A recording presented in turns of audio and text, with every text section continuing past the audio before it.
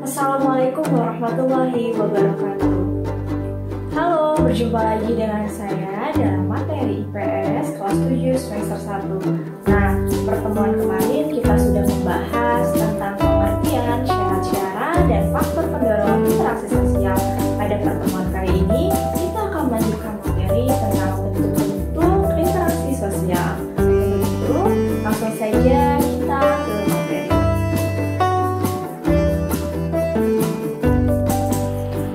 Tujuan yang akan kita capai pada hari ini, pertama, menjelaskan bentuk interaksi sosial yang asosiatif, kedua, menjelaskan bentuk interaksi sosial yang disosiatif. Nah, kita lanjutkan peta konsep kita pertemuan minggu lalu. Hari ini kita akan membahas tentang bentuk-bentuk interaksi sosial. Bisa dilihat bagannya ya, yang terdiri dari asosiatif dan disosiatif. Seperti kita ketahui sebelumnya, interaksi sosial dapat terjadi dimanapun dan kapanpun, serta dilakukan oleh siapapun tanpa mengenal usia, status sosial, dan pendidikan. Mereka berinteraksi sosial dalam bentuk yang beraneka ragam. Interaksi sosial yang dilakukan dapat berupa kerjasama. Meskipun demikian, interaksi sosial dapat memicu perpecahan. Nah, dari sekian banyak interaksi sosial yang terjadi, dalam kajian sosiologi ada dua bentuk interaksi sosial. Apa saja? Yang pertama, proses-proses asosiatif atau bersifat positif. Yang kedua, proses-proses disosiatif atau bersifat negatif. Mari kita ulas satu persatu. Yang pertama adalah proses-proses asosiatif. Apa itu proses asosiatif? Proses asosiatif terjadi apabila seseorang atau kelompok melakukan interaksi sosial yang mengarah kepada kesatuan pandangan atau tujuan yang sama dan meningkatkan solidaritas kelompok. Untuk lebih mengingat asosiatif, yang terbayangkan adalah kegiatan-kegiatan yang bersifat baik, yang bersifat positif tadi. Bisa seperti itu ya. Lalu, proses-proses asosiatif ini terdiri dari tiga bentuk. Yang pertama, kerjasama, kedua, akomodasi, dan ketiga, asimilasi.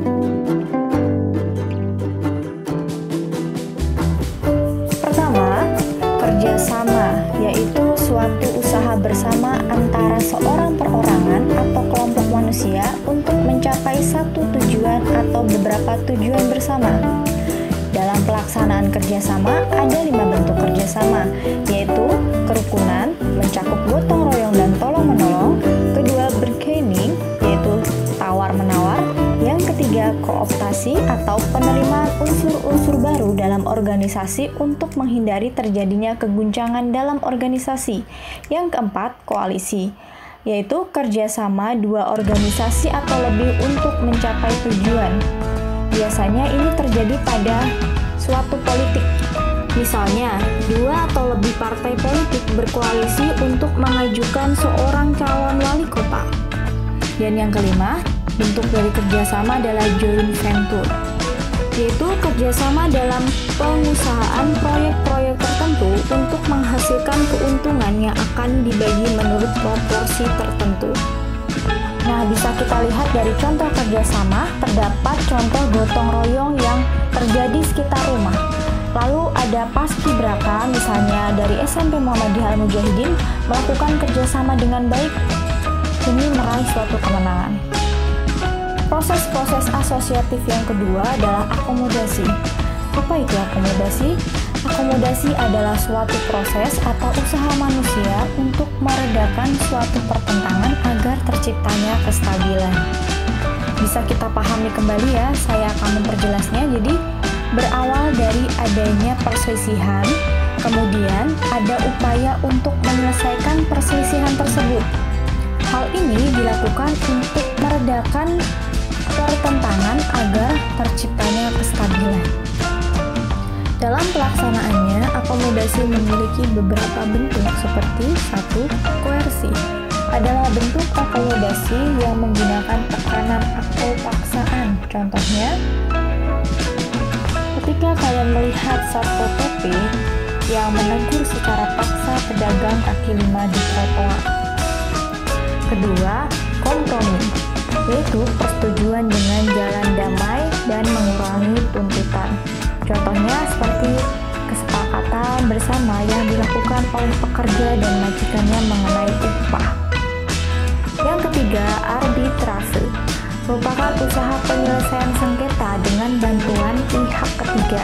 Contohnya, ketika kalian ada yang berantem di kelas, lalu guru BK langsung memberi hukuman terhadap kedua belah pihak. 4. Mediasi. Berbeda dengan arbitrase, mediasi ini merupakan proses pengikutsertaan pihak ketiga yang netral. Contohnya, ketika Pak RT memberikan nasihat kepada bapak-bapak yang sedang berantem, nah pihak ketiga yaitu Pak RT ini merupakan mediator, hanya memberikan nasihat saja kepada kedua belah pihak. Yang kelima, konsoliasi, merupakan usaha mempertemukan keinginan pihak yang berselisih atau bisa disebut dengan win-win solution. Keenam, toleransi, yaitu sikap menghargai perbedaan.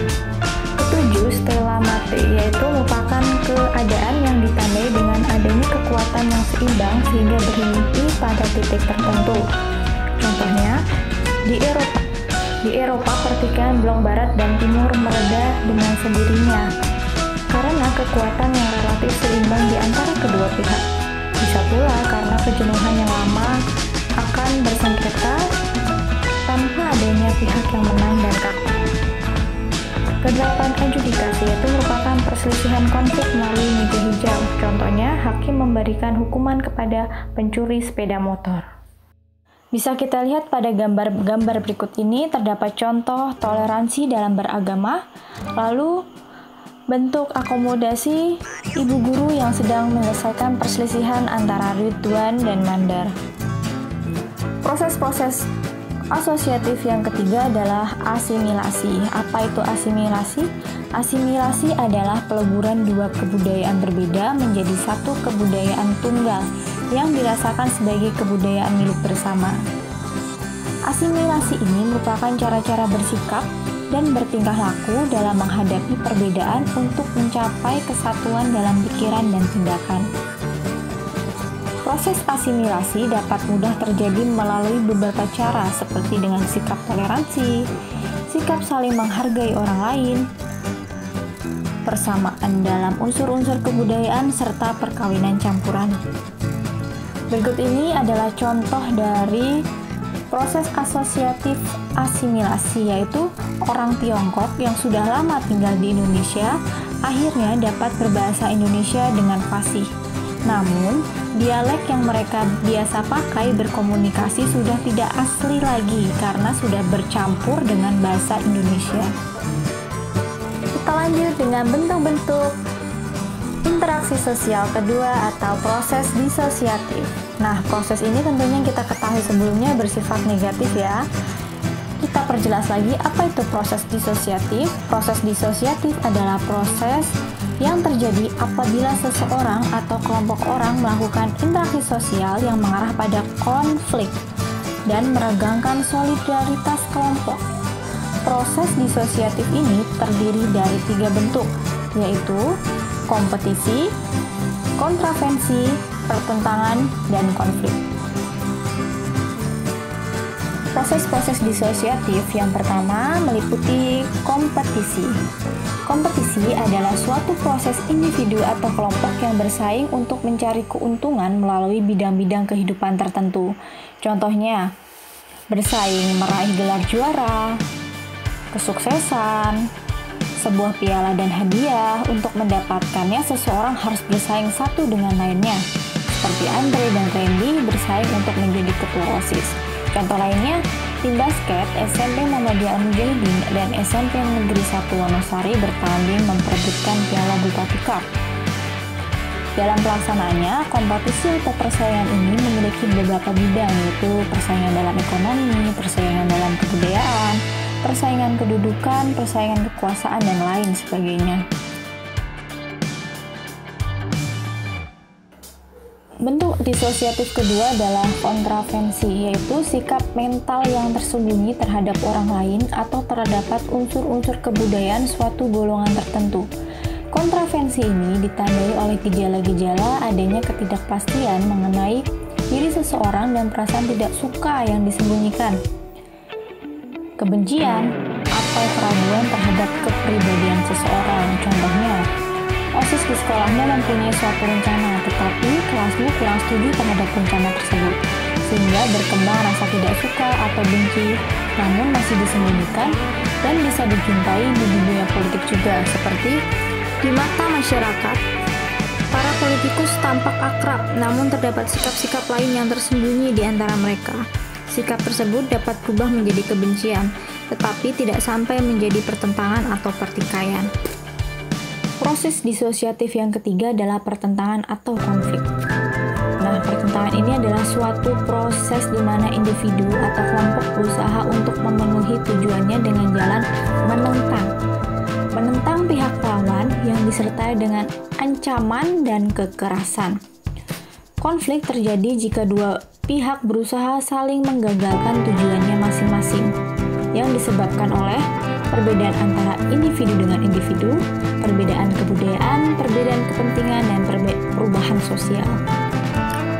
Bentuk-bentuk pertentangan atau konflik yang terjadi di masyarakat seperti konflik pribadi, konflik sosial, konflik politik, konflik antar kelas-kelas sosial, dan konflik internasional. Akibat dari konflik ini seperti hancurnya harta benda, kebahagiaan keluarga terampas, dan banyak nyawa juga yang terenggut secara paksa. Baiklah, cukup sekian materi pada hari ini tentang bentuk-bentuk interaksi sosial. Semoga apa yang saya sampaikan dapat bermanfaat bagi kita semua. Saya akhiri. Wassalamualaikum warahmatullahi wabarakatuh.